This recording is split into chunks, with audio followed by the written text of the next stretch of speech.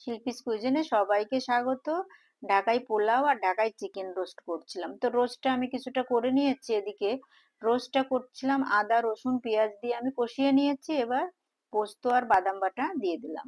দিয়ে একটু নেড়ে চেড়ে একদম লো ফ্লেমে রাখবো। কিছু সময় ঢেকেও রেখেছিলাম। তারপর আমি দিয়ে দিচ্ছি রোস্টের মশলা। এই রোস্টের মশলা কিন্তু আমার নিজের বানানো, সেটা দিয়ে দিলাম। রোস্টের মশলা দিলে একদম খুব সুন্দর ফ্লেভার আসছে। এবার দিয়ে দেবো কাঁচা লঙ্কা, আর লাস্টে একটু মাওয়া দিয়ে দেবো। একটু রিচ করলাম, খেতে ভালো লাগে। আর আমি করব ঢাকাই পোলাও। হাঁড়িতে তেল দিয়ে দিচ্ছি। তেল দিয়ে এর আগে আমি প্রথমে চালটা কিন্তু ধুয়ে, গোবিন্দভোগ চালটা ধুয়ে জল ঝরিয়ে রেখেছিলাম।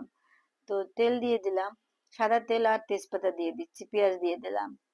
পেঁয়াজ কুচি দিয়ে একটু ভেজে নেব, খুব বেশি ভাজবো না, জাস্ট কালারটা একটু চেঞ্জ হলেই আমি দিয়ে দেব গোটা গরম মশলা। গোটা গরম মশলা দিয়ে একটু নেড়ে চেড়ে নিয়ে দিয়ে দিচ্ছি আদা বাটা। আদা বাটা দিয়ে একটু ভেজে নেব। ভাজতে ভাজতে দিয়ে দেব হচ্ছে ঘি। ঘিটাও কিন্তু নিজের বানানো। তো ঘিয়ের কালারটা দেখেছো কত সুন্দর হয়েছে। তো ঘি দিয়ে এবার সেই জল ঝরানো চালটা দিয়ে দিচ্ছি। চাল দিয়ে ভালো করে নেড়ে চেড়ে ভেজে নেব চালটা। তো আমি এখানে 1 কিলো চালের পোলাও করছি। আর চাল আর জলের মেজারমেন্টটা কিন্তু ঠিক হলে পোলাওটা খুব ঝরঝরে হয়। তো দেখো আমি 1 কিলোর জন্য আমি জল দিয়ে দিলাম। জলটা গরম জলই করে নেবে সবসময় পোলাও রান্না করতে গেলে, আমি তাই করি। তো গরম জল দিয়ে দিয়ে একটুখানি নেড়ে চেড়ে নিচ্ছি। আর একটু 1 গ্লাসের মতো দুধ দিয়ে দিলাম। দুধ দিলে পোলাওটা খেতে খুব টেস্টি হয়। তো এবার নুন আর চিনি পরিমাণ মতো দিয়ে দিচ্ছি, যে যেরকম মিষ্টি খেতে ভালোবাসো সেইভাবেই দেবে। কয়েকটা কাঁচা লঙ্কা দিয়ে দিলাম, আর আলু বোখরা দিয়ে দিলাম, কিশমিশ দিয়ে দিচ্ছি। আর আমি বাদাম ধুয়ে কুচি করে রেখেছিলাম সেটাই দিয়ে দিলাম, পেস্তা বাদামটা দিচ্ছি। দিয়ে একটুখানি নেড়ে চেড়ে এটাকে আমি ঢাকা দেবো না, একদম হাই ফ্লেমে দেখো ফুটিয়ে নিচ্ছি।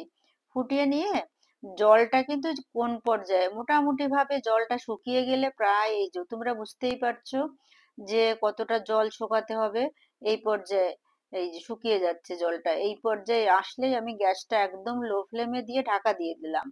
ঢাকা দিয়ে আমি 5-7 মিনিট রাখবো।